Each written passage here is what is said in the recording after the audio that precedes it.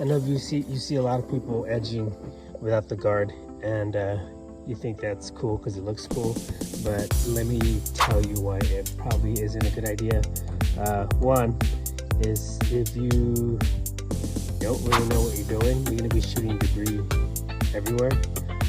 Two is you're going to be, which I think is more important, you're going to be putting a lot more strain on that motor, and the likelihood that it'll burn out prematurely is higher. As you can tell, this one had its guard off. This is one of the first string trimmers that I got. It's an FS111. It was in the shop for a while. I completely forgot about it, and yeah, got it back, and got to put the guard back on now because I learned the lesson. I ended up buying one. I took it down to the dealership, and I was like, hey man, this thing, it's like 2 months old and it died on me. And they basically said, does it have a guard?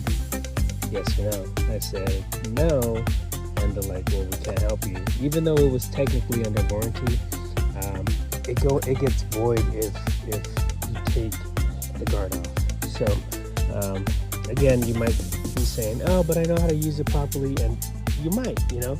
But let me tell you this: if you're trying to scale up and use and build a company, it's really hard to implement this because everyone has to be extremely careful and more precise.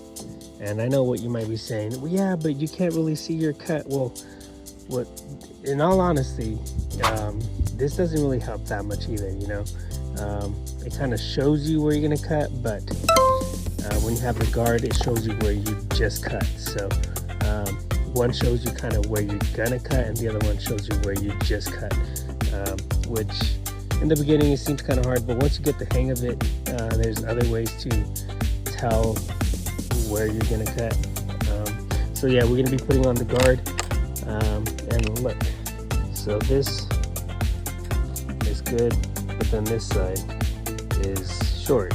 So in all honesty and reality, what ends up happening is, because it spins so fast, it vibrates a little bit. So it's also gonna send that shock wave to the operator.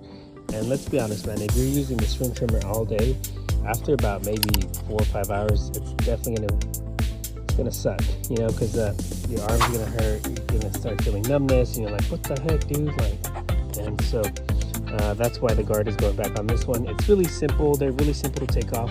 I have this style here, which is 2 bolts here, and then let's go back here and I'll show you the other style. I think this is the other style.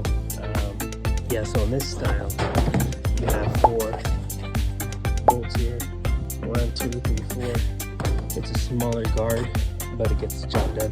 This one is a newer model, so the guard is smaller, so you could actually, they listened to us and they said, hey, I understand that if this goes all the way through, you guys can't really see where you guys are going to cut, so they took out as much of that guard as possible, so that way, you know, we can kind of see what we're doing.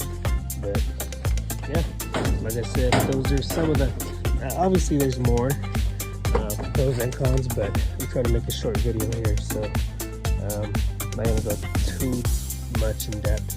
And then there's also pros and cons to having a quick feed, and this one's for Echo, so they sell the kit.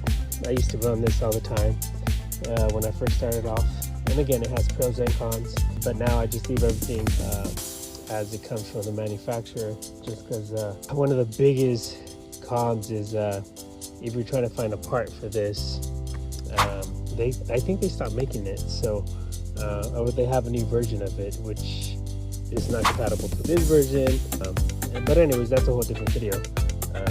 But yeah, that's why I'm gonna be putting the guard back on this steel hedge trimmer.